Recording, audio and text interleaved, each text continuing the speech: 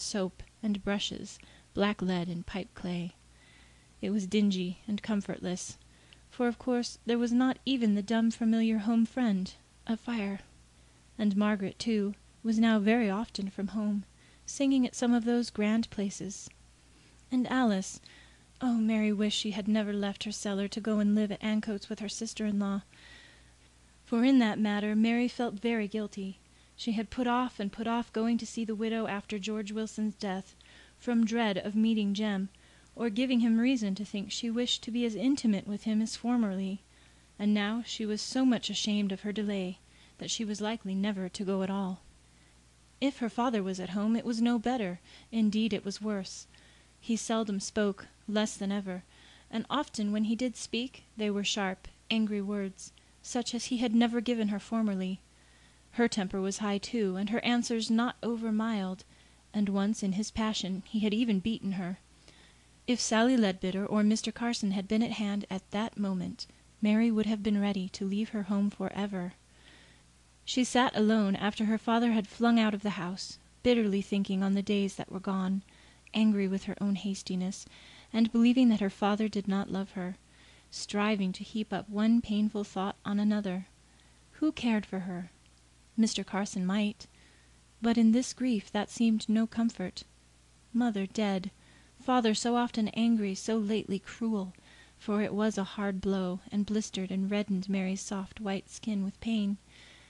And then her heart turned round, and she remembered with self-reproach how provokingly she had looked and spoken, and how much her father had to bear, and oh, what a kind and loving parent he had been till these days of trial.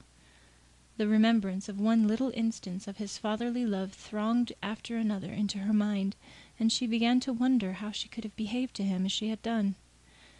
Then he came home, and but for very shame she would have confessed her penitence in words, but she looked sullen from her effort to keep down emotion, and for some time her father did not know how to begin to speak. At length he gulped down his pride and said, "Mary, I'm not above saying I'm very sorry I beat thee. Thou wert a bit aggravating, and I'm not the man I was. But it were wrong, and I'll try never to lay hands on thee again." So he held out his arms, and in many tears she told him her repentance for her fault. He never struck her again. Still he often was angry, but that was almost better than being silent. Then he sat near the fireplace, from habit smoking or chewing opium. Oh, how Mary loathed that smell! And in the dusk, just before it merged into the short summer night, she had learned to look with dread towards the window, which now her father would have kept uncurtained, for there were not seldom seen sights which haunted her in her dreams.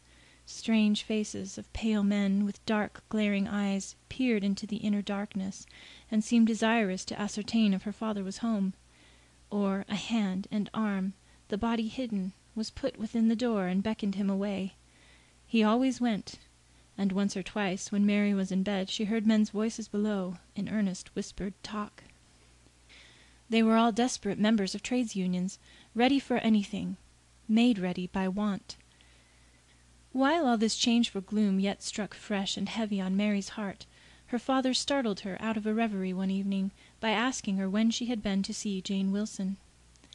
From his manner of speaking, she was made aware that he had been, but at the time of his visit he had never mentioned anything about it. Now, however, he gruffly told her to go next day without fail, and added some abuse of her for not having been before.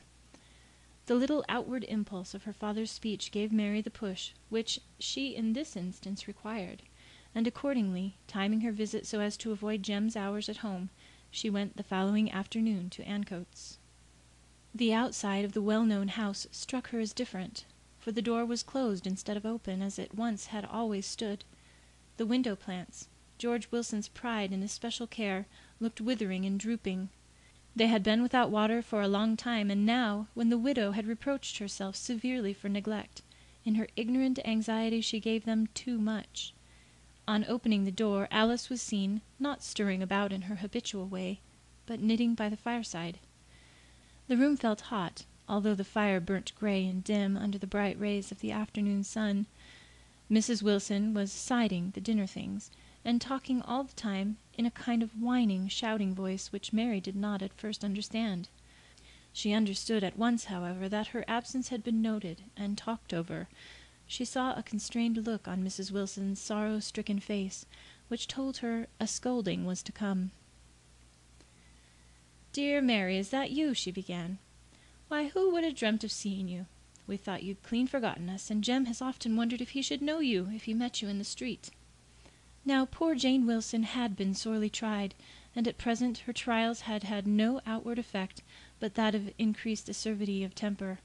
She wished to show Mary how much she was offended, and meant to strengthen her cause by putting some of her own sharp speeches into Jem's mouth.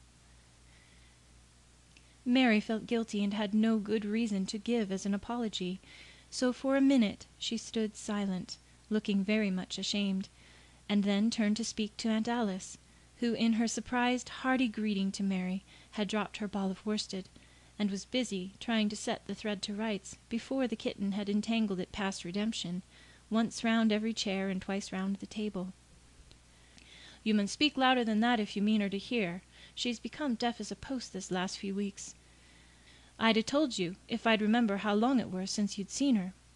"Yes, my dear, I'm getting very hard of hearing of late," said Alice, catching the state of the case with her quick glancing eyes. "I suppose it's the beginning of the end." "Don't talk that way," screamed her sister-in-law. "We've had enough of ends and deaths without forecasting more." She covered her face with her apron and sat down to cry. "He was such a good husband," said she, in a less excited tone to Mary, as she looked up with tear-streaming eyes from behind her apron. "No one can tell what I've lost in him, for no one knew his worth like me." Mary's listening sympathy softened her, and she went on to unburden her heavy-laden heart. "Ah, dear, dear, no one knows what I've lost. When my poor boys went, I thought the Almighty had crushed me to the ground, but I never thought of losing George. I did not think I could have borne to have lived without him, and yet I'm here. And he's—" A fresh burst of crying interrupted her speech. "Mary," beginning to speak again, "did you ever hear what a poor creature I were when he married me? And he such a handsome fellow. Jem's nothing to what his father were at his age." Yes, Mary had heard, and so she said. But the poor woman's thoughts had gone back to those days, and her little recollections came out, with many interruptions of sighs and tears and shakes of the head. "There were naught about me for him to choose me. I were just well enough afore the accident, but at after I were downright plain. And there was Bessie Widder, as would have given her eyes for him. She is as Mrs. Carson now, for she were a handsome lass, although I never could see her beauty then, and Carson weren't so much above her, as they're both above us all now."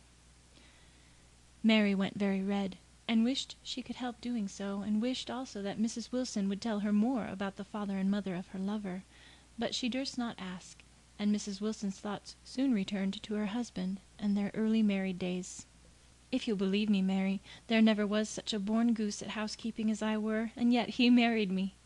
I had been in factories since 5 years old a'most, and I knew naught about cleaning or cooking, let alone washing and such like work. The day after we were married, he went to his work at after breakfast, and says he, 'Jenny, we'll have the cold beef and potatoes, and that's a dinner for a prince.'